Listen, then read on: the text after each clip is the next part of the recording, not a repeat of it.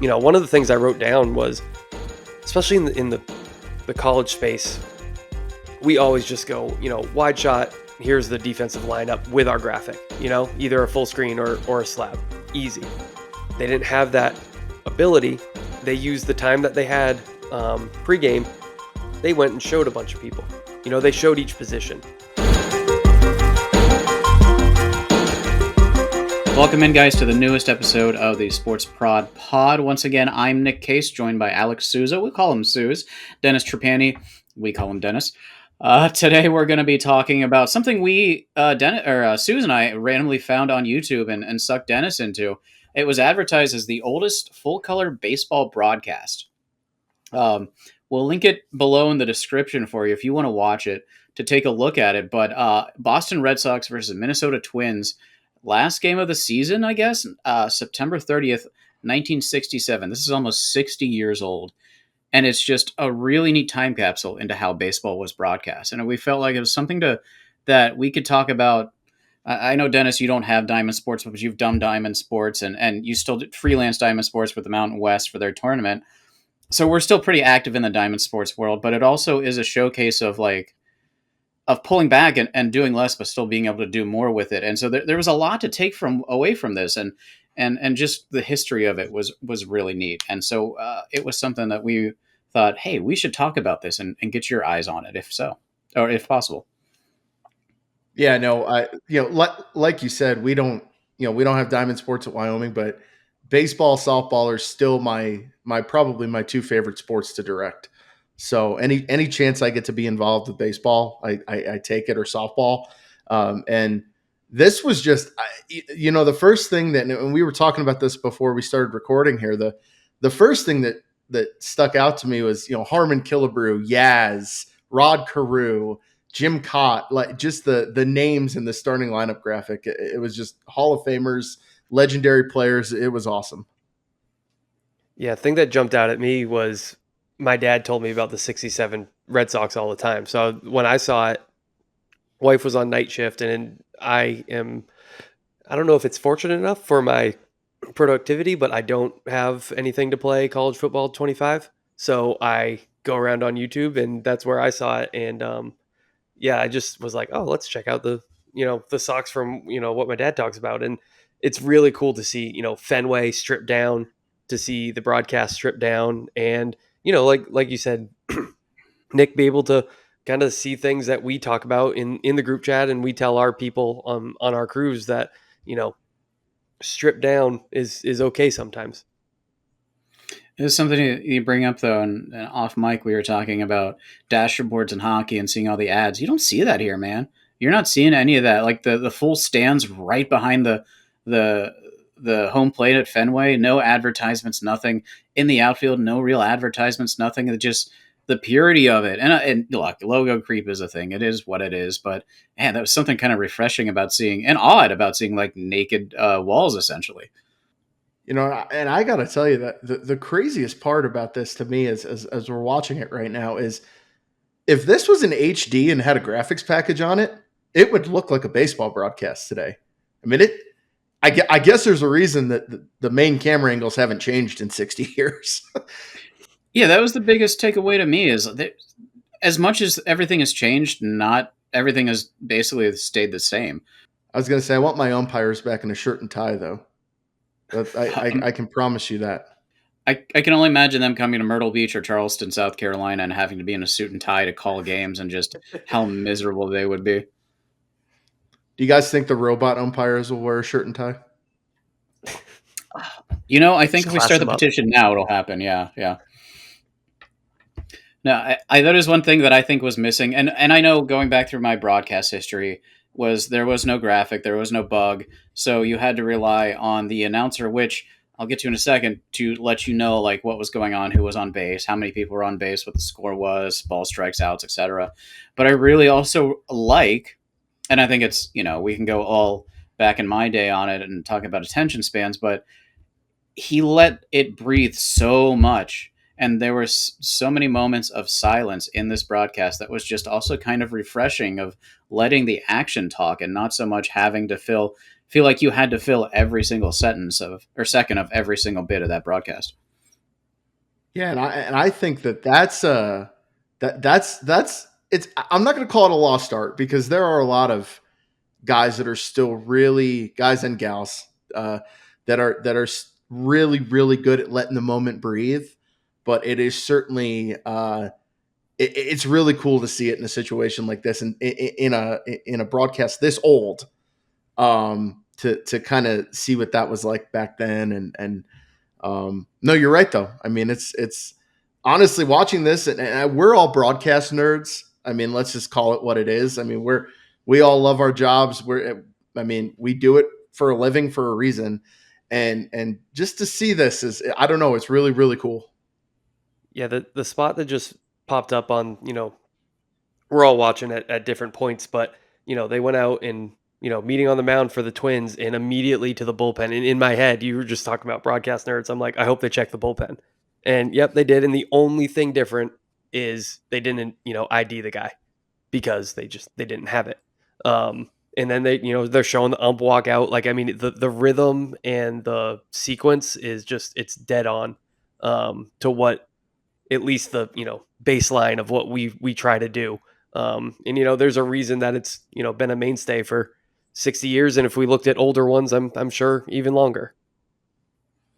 When I got to watching this when you guys sent it to me, it made me start to think not just baseball, but if you go back and look at old NFL games, old NHL games, old college football games, I mean, really, at its core, it's still shot and it's still produced the exact same way it is today. I mean, obviously, I don't know that Chiron was around in 1967. Apparently not, based on this. But there's no sky cam, there's no drones, there's no anything like that. But I mean, it looks like a baseball broadcast that I could go turn on ESPN right now. Where is my strike zone? Where's my strike box? That's what I really want to know. How am I supposed to know if I should be mad at the ump if it was a close call or not? It's just not there. What's that about? For those that aren't able to watch along with us or will watch later, and you guys feel free to correct me, but from what I've seen, I'm only seeing maybe three cameras: high home, high center field, and then like a first baseline. Thought I saw four. I think there might be a third baseline too, but you might be right. It might only be three. I Which, think there's a if third base because they'll show like the both on deck circles when each team's up. But I mean, it's not used as much because they use it, definitely the first base one, a lot more for action down the first base line and stuff like that. Yeah, they're doing a really good job of utilizing every camera, and I don't want to say it's lazy to when you have extra cameras to park people in positions, because it's not. That's why you have the extra cameras, so these extra cameras can get the flavor and everything like that. But when you can tell that the high home is now getting the dugout, or the high home is now getting, or the center field is now getting the bullpen, or the first base one is now getting the person on deck, or just these ancillary shots. Or I saw a great shot of the bullpen cart, which made me so happy because that thing was vintage and beautiful, and you could tell that was probably that first base camera that was tracking that bad boy in. It really was like, we have to make the most of what we have, which really touches me as somebody that was at an FCS, or FCS, low end FCS, that had to do as much as I could with as little as it had. And so to see where we've gone in 60 years, it is kind of cool that, that 3-4 cameras, same process, making the most out of everything I can, is what they did back then. and it's crazy. The part that I'm at right now, I just saw a opposite field double off the Green Monster, and it looks exactly the same. And now they're kind of pulling down the crowd line, with the high home camera, and props 60 years later to whoever was directing this, because they're making four look like 8 or 9. So good for them.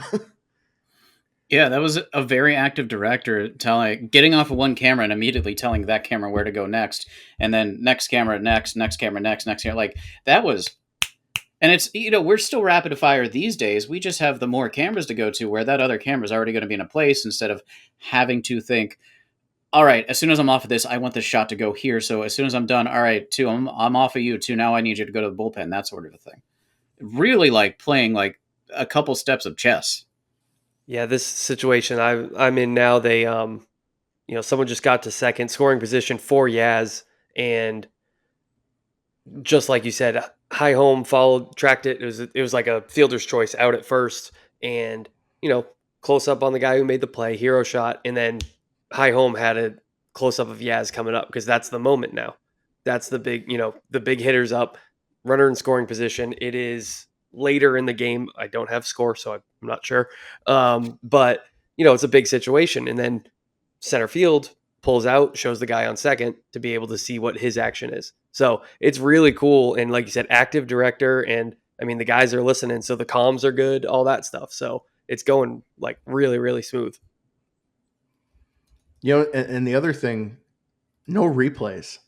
I mean, this is No. this is storytelling without without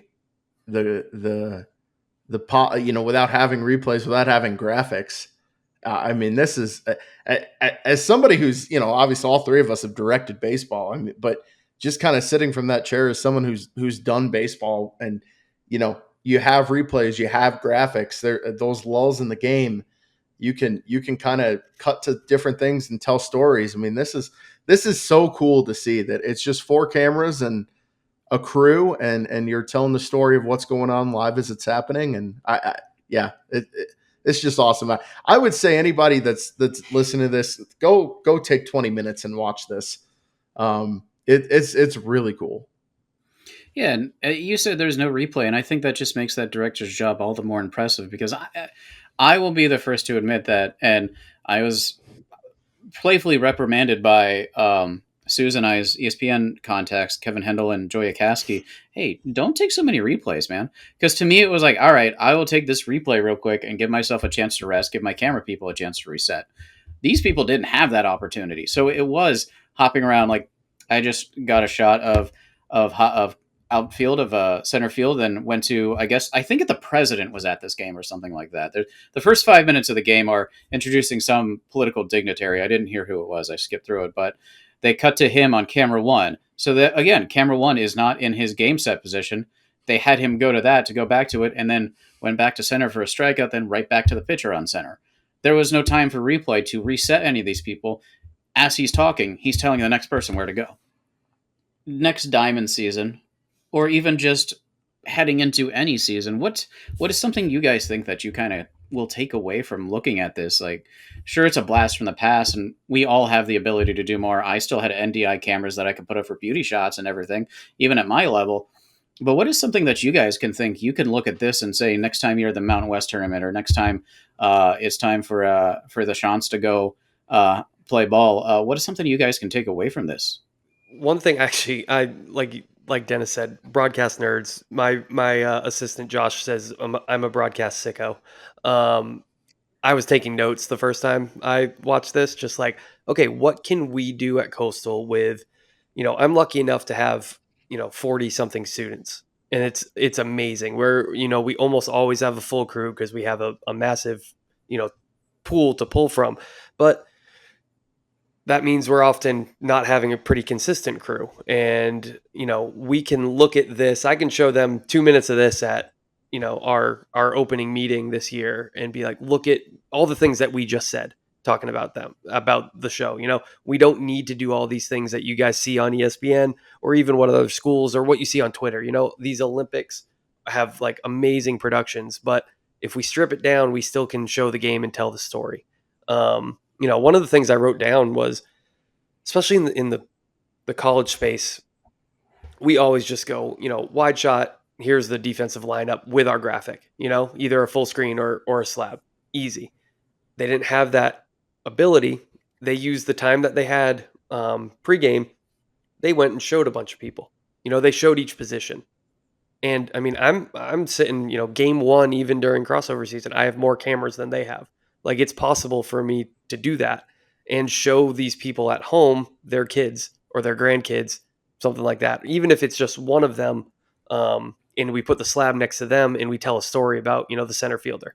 we have high home, push in on the center fielder, and we at least, we can focus on them more as opposed to just, all right, let's check a box, put up the graphic because it's got a sponsor on it, and move on. You can tell a little bit more of a story, show their face, give them a little airtime that they may not get otherwise.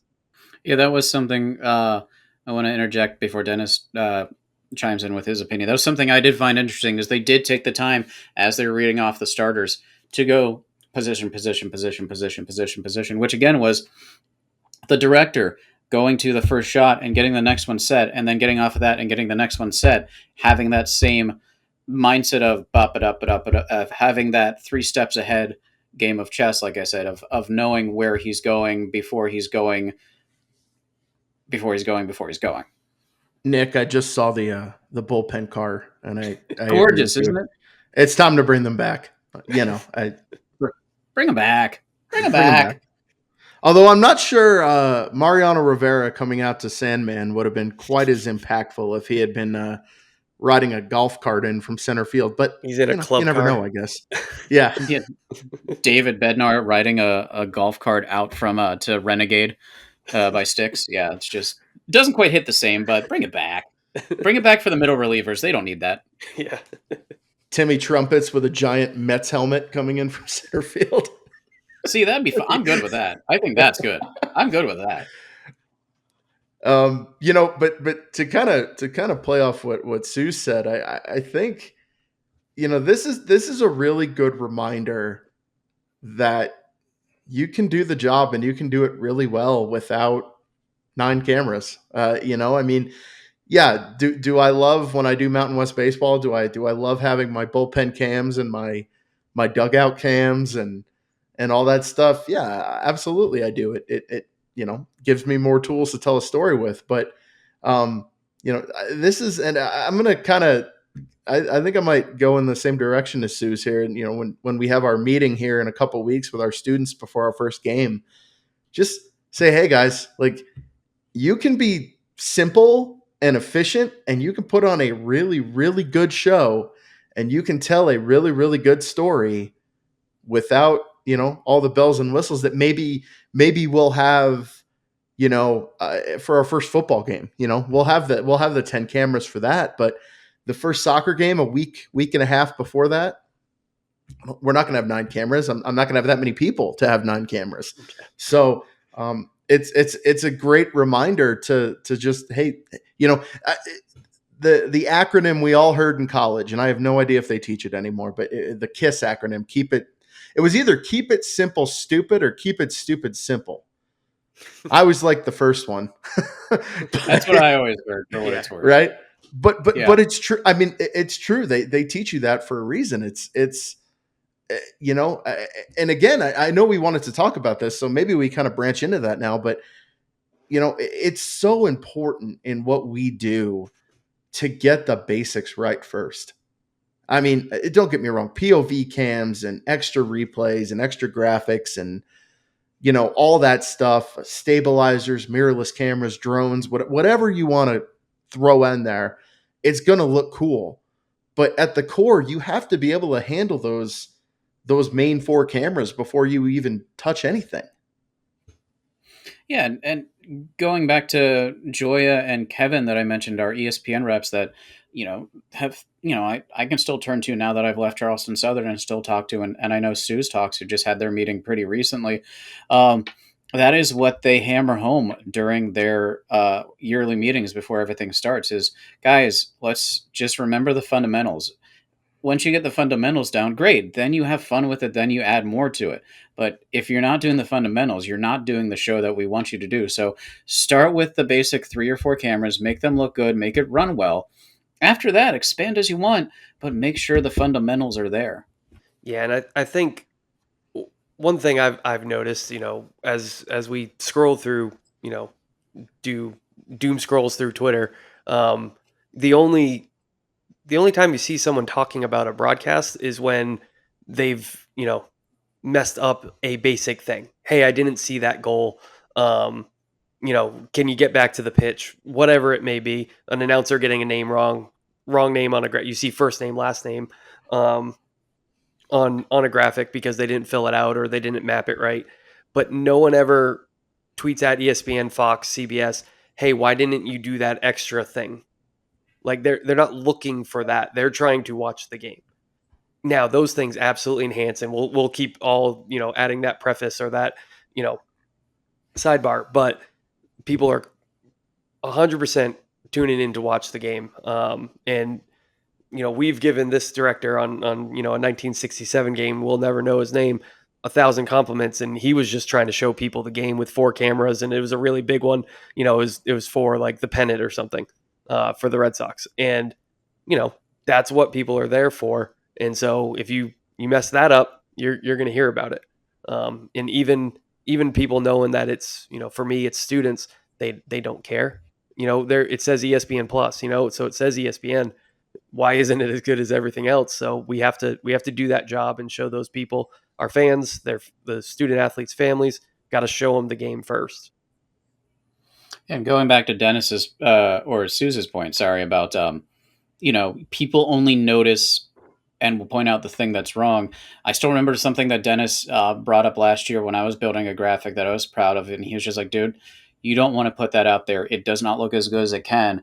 It is possible that you become like the Twitter main character. You don't want that." And so I was like, "All right, I need to go back and correct this." It was some graphic that I was doing for a football game, and he was right. It could be better, and I went and fixed it because it was one of those basic things that, like, all right, if I'm going to be extra about it, you got to make it right.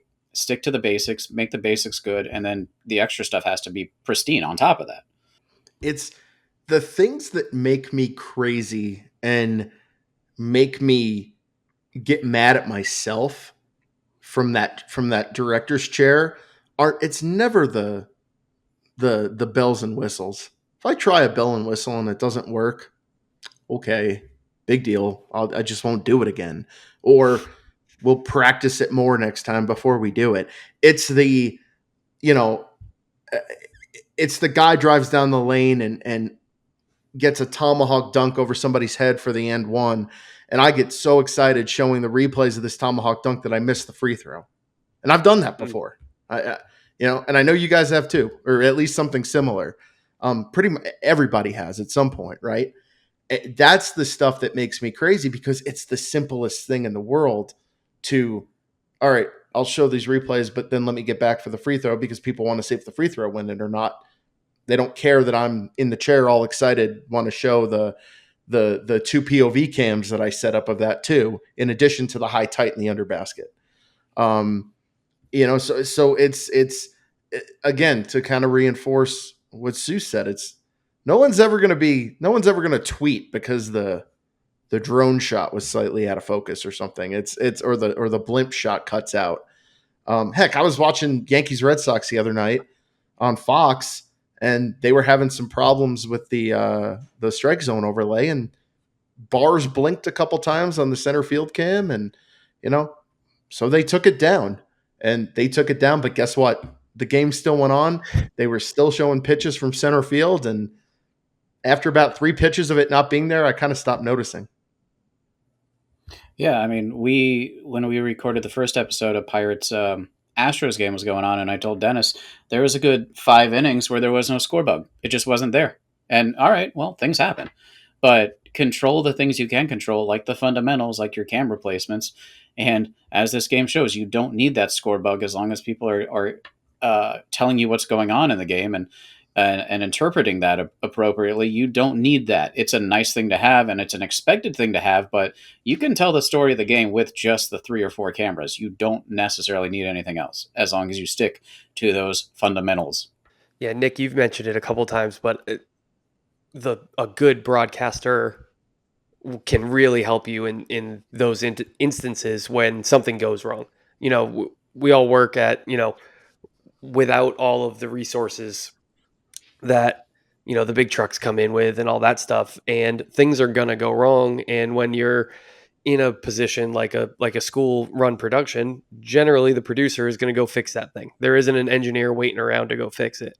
There might be a utility that can go like try to turn the camera on and off, but you're going to fix it. I can tell my guys, especially in basketball, and you guys know them, Nate and Jeff, like I can say, hey, something's going on. We still got all 4 cams. We got replay, but something's up with graphics. Go radio for a little bit, and they're good. And I don't have to talk to them and coach them through and help them out with anything. They're good to go. And so that's a big time lifesaver. And they don't have to be seasoned pros like those guys, but just a good relationship where you know what to say to them so they can kind of just take over and not be looking at their monitor for, those stats or whatever it may be, or waiting for the replay. They just keep going because your replay's down. I think that is really helpful to do something super simple because they can, make people not even notice that you're missing something as long as you don't bring attention to it. Yeah, you bring up Nate and Jeff, and they are the perfect example of this. And Nick, you remember this back in our College of Charleston days. Our first game we ever had with our TV truck that we built, with our Sprinter van truck that we built. It was brand new. We hadn't worked the bugs out of it yet, but we had to do it. We had a linear game to do, and something I forget, something was cross-wired or something. All I know is Jeff and Nate ended up with the worst buzz you could ever imagine. I still in their ears. Sometimes. Yeah. Don't let them get too That's comfortable. just to keep them on their toes, though. Yeah. We may have to get Jeff on here to tell this story, actually, because he tells it better than I do. But hey, he's the cornhole king. He needs to come on. It's true. Him and Nate they had this terrible buzz in their ear, and Mark Jones was directing. I was technical directing, and Mark's in their ear going, "Okay, we're working on it," and it never got fixed. But guess what? When I went back and watched the game later to cut highlights from it, you couldn't tell. And that is, I mean, to have two guys that could deal with that with the level of professionalism, because at some point they just turned their headsets off. They weren't hearing any instructions. They were barely hearing each other probably, and yet everyone at home, no clue that they had the doorbell in their ear basically the entire game. 2-hour doorbell. Uh-huh. Yeah, they're not to, give them all their flowers, but they also work with our student directors, student producers so well, and help them out because there will be, plenty of crossover. Both of our baseball and softball teams think it's 60 degrees in February, and we have tournaments all the time early on. And so when both of those are going on, my services are best used there where I can help 2 games.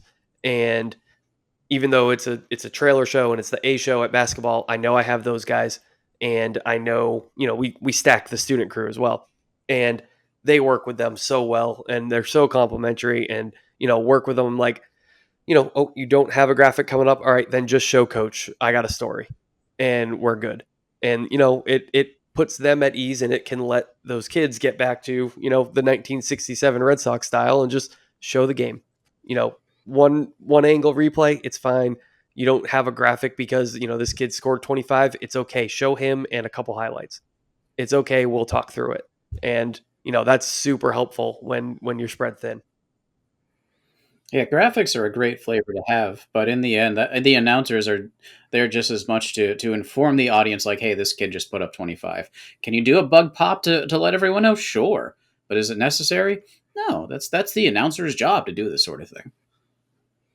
I love I am blessed with a stable of really, really good play-by-play guys out here from the Denver area, and a couple of them are from California. But Jacob Toby, who works for 9 News out here in Denver, has done Boston Celtics. He's done FS1, Pac-12 basketball. The guy's a pro. And what I love about having him on the mic is you'll be in the middle of a game and you'll go to a break and we'll be working on something. And, I'll be talking to replay. Hey, I want this package coming back. And then graphics. I want the payoff lower third on the back end. Camera 2, get me the player so I can show the graphic over it. And then all of a sudden, Jacob will just get back on talk back and he'll be like, hey, give me a single of this assistant coach on this team because he did this or did that. and it's on my prep list, but I'd completely forgotten about it at that point. And when you have a guy like that that's in that chair that has also done his prep and knows what's going on, that makes my job so much easier, especially when you're doing the dual director producer role. Mhm. And when you don't have that secondary producer, it's cool to have your play-by-play guy almost act as a secondary producer. Yeah, I've been lucky to have some really good ones. I had some really good ones in my time at Charleston Southern that I would share with Suze as much as I could. And a guy named Kevin O'Rourke when I first got there, Killian McClatchy, who spent some time up at Coastal, who's now at with Phoenix Rising FC out in Phoenix, as well as working for the golf course out there where the Waste Management Open is, and then Jack DeLongshaw, Mr. Pencil Talk himself. They are so on top of that sort of thing where if they think they want to come back from break, they'll get in my ear and say, they would get in my ear and say, hey, can we come back from break with that dunk? I want to elaborate on that. Or this guy's got 23. Do you have a package? Can we talk about it? You know, that is such a big help just to have that extra help when you don't have the help, which none of us really had the help.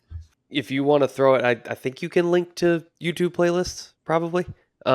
I created after finding this, I created a playlist of like different sports and old games for the sake of showing kids maybe like if someone wants to check, hey, I want to direct better or something like that, throw it on the TV with a HDMI in the office and watch this and we can talk about it. I can throw that to you too for the a link in the description. It's got like some old World Cups and some old hockey games and stuff like that. No, I think that's perfect. I was just going to wrap by saying, don't forget, we will have the link in the description for this broadcast. Suze will get that link in the description for all the playlists that he's put together. And for those wondering at home, the final score of this game, 6-4 Red Sox. They ended up winning, and I believe that means they won the pennant that year. Suze, you know your Red Sox history than I do. What happened with the 67 Red Sox in the end? I mean, they probably lost because they didn't win one for a long time. But yeah, that was the impossible dream. That was the impossible dream season. Big comeback in the second half. But yeah, no, it took a while.